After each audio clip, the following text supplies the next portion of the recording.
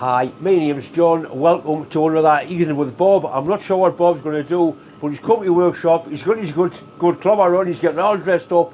He's going to get on the bench and he's going to try and entertain us for half an hour or so. How are you, Bob? Alright, I'm coming. Here we come. How's it going, mate? We're getting there. We're getting there. Seen you for a while. Aye, Right, well. your bench is all clean. No, it's not. I found the spanner on it. Nearly clean. There's a chair there. I'll put the light on for you. Ah, good. And I'll bring the camera across. Right, there, bother. Hello, everybody. Right. On my bench, we have a nitro engine from a model car. Did touch on this before. If you want to see video on these, what I do with these, it's more of a show and tell than actually getting involved. There's 1,001 videos out there regarding these, but I'm not saying they're wrong, I'm not saying they're right, but there's some no's and some do's and some don'ts, right? So if you want to say any more about these, just let John know. Now, my first thing on my bench, what we're going to be looking at, is this. It's a very large DTI, dial test indicator. How big's the screen? 2 inches? Put my thumb against it, I've got no real measure. And has a major problem. It's not mine, it's been sent to me for me to fix. And I'm going to try to fix it. Now there was two different makes. He sent me a load. I've used one of them to repair two. So I've used the bits and pieces off one. And this one, it has a major problem. And the problem's that end there. See it? It's bent. Normally it's this end what gets bent. Because that's the bit end what goes in and out. Right? That's the spindle. Can you see it? It's virtually 90 degrees. Now it's a good DTI. It's a nice big large DTI. Some of you guys out there who might be bad in eyesight might need one of these one day. I might need one of these one day. So my plan of attack to try and fix it, the guy's not too fussed if I cannot fix it, but I'm going to have a go at fixing it. First of all, I want to take the back off. I'm not going to dismantle it totally. I'm just going to tell you what I can do, or try and do. If it works, it works. If it doesn't, it doesn't. But I've told you all before, if it's broken and you have a go fixing it and it stays broken, nothing lost because it's already broken.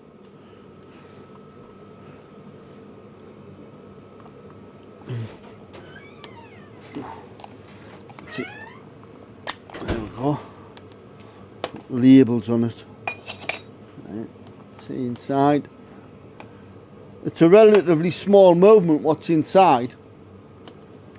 I would say this is the spindle here. As the return spring on this bit here. That's the bit what makes the spring go backwards and forwards. So we're gonna take that out.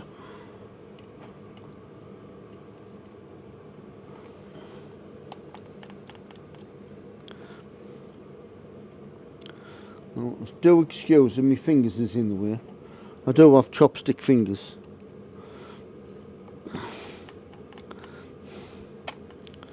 But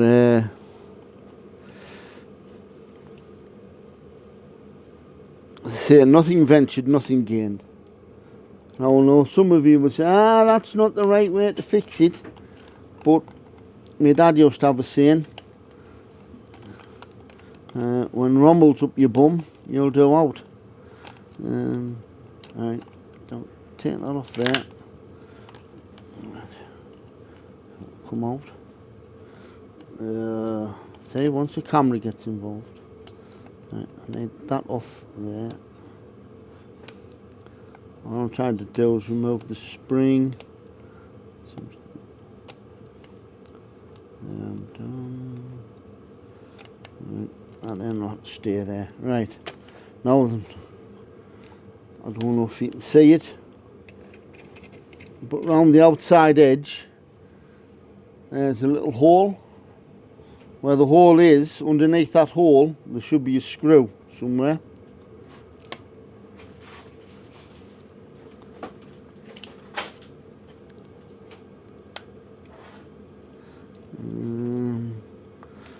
Take them out.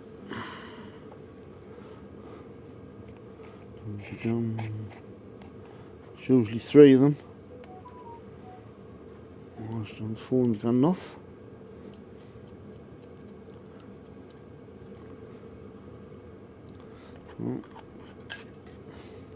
Now I've cheated, I haven't took the 3rd one off. Now we'll remove the hands. That's easy said than done.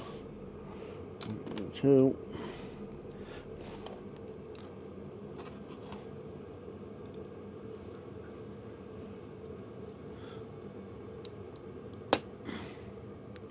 Dum, dum.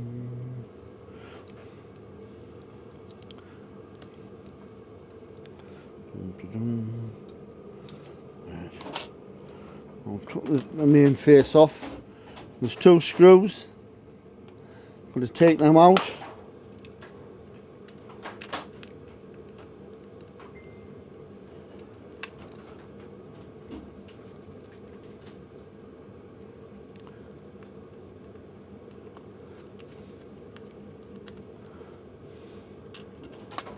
The movement should drop out.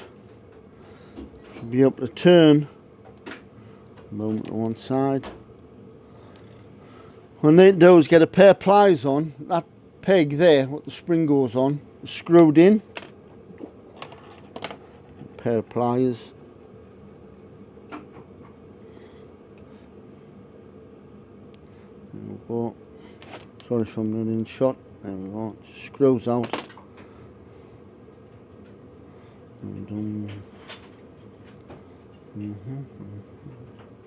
Bit fiddly.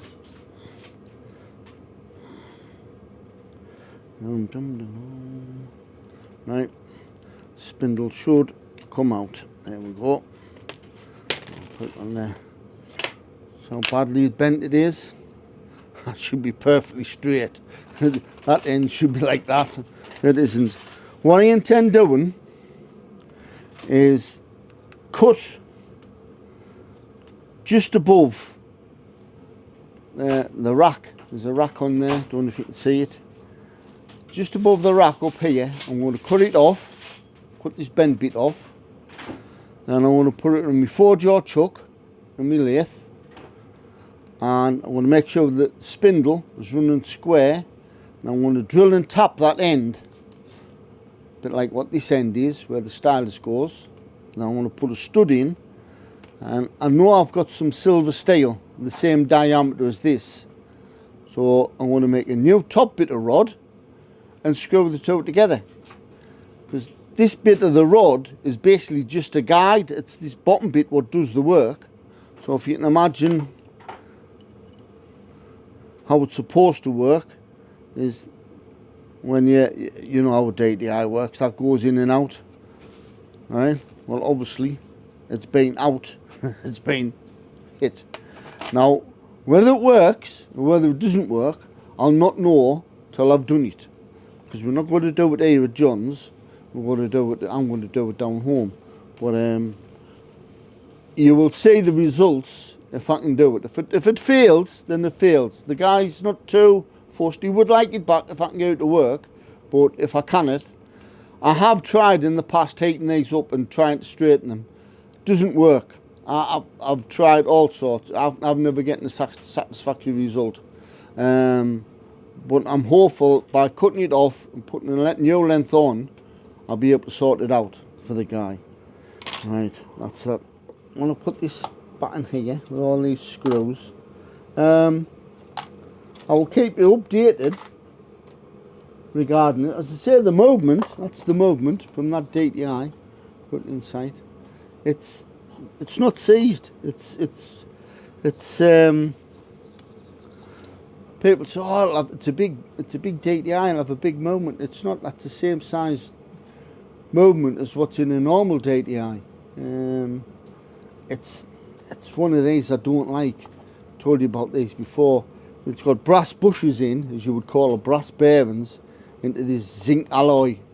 And it just, for some unknown reason, they just seem to drop out for no apparent reason. You go to clean it, and you've cleaned it, and you lift it out the sink, and all you got is big holes because the bushes has dropped out.